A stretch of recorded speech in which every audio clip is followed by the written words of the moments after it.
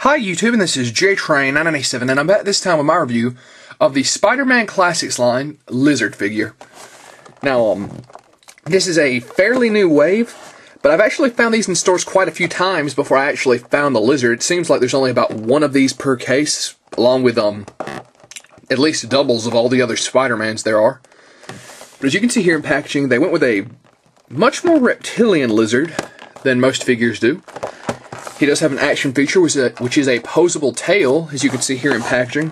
Looks like it has a couple of very well hidden joints there. But onto the back of the packaging. Down here you can see the other, well, it was all just Spider-Mans, different variations of him that were available. And over here you've got a few of the villains from past waves listed. And up here it says removable jacket. Like, that's such a selling point. You can take his jacket off, kids. Don't you want to buy it for that reason? But his read-up says, in his quest to regrow his lost arm, Peter Parker's friend Kirk Connors mutated himself into the rampaging Lizard. Now Spider-Man must find a way to stop the super-strong reptile without harming the good man trapped inside. So, I usually don't pay this line a lot of attention, but it just seemed right, especially with the Lizard being confirmed for the new Spider-Man movie, and he does look fairly awesome despite being a little more reptilian than I'm used to. But, that being said, let's pull the Lizard out of the packaging. And here we have the Lizard out of packaging. He did come with a little piece of paper that tells you how to put on his tail. Snap! Let's get a quick 360 of this guy. Now, one thing about this figure is his articulation was really stiff when I pulled him out of packaging. It is pretty freed up now, but man, was that a pain to get moving. Definitely not a point against the figure, though, as it all does move very freely now, so just interesting little side note. Of course, his real cloth cape, which I didn't notice in packaging, actually has these kind of brown smears and tatters at the bottom to look like it's dirty, which is a really nice little touch.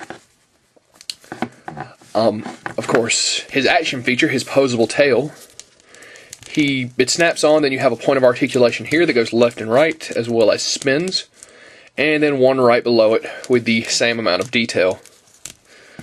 The tail can be used to prop him up, but he doesn't really have a problem standing on his own without the tail, so that's still a plus. As far as the rest of his articulation, he doesn't have, well, I take that back, he does, once again, a little stiff. He turns at the neck, and then his actual face kind of moves, as you can see here. It's kind of twisted. I was really disappointed there's no jaw articulation. I would have really liked to have been able to move the Lizard's mouth open into a roar. But oh well. He turns at the waist, does a full 360. Of course, he has a ball-jointed leg. Once again, very stiff. And he swivels right below it. No knee articulation. Yeah, pretty much all your movement is right up here in your legs, which wouldn't have hurt to given us a knee joint. They always seem to want to put Spider-Man's villains in a permanent crouch.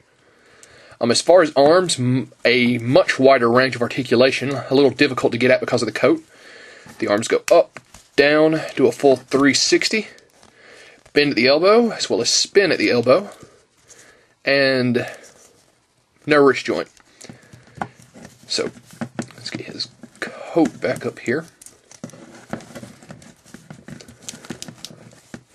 Once again, the coat does kind of get in the way sometimes, but I do think it adds a little something to the figure. Honestly, I'm probably going to touch it up with a little bit of red dye, food coloring, ink, I don't know. Maybe put some blood splatters on there. Make him a much more menacing Lizard. But, that being said, let's actually go on to the detail of this guy, if I can get him into a decent pose here. His coat's still in the way. There we go. Once again, they did kind of give him a much more reptilian face. He almost looks like an iguana. But still, that's not a horrible thing. Very nice detail on the shirt. It definitely looks all bunched up like a regular shirt would. The pants are ripped and you can see his scales poking through. They did give him this kind of,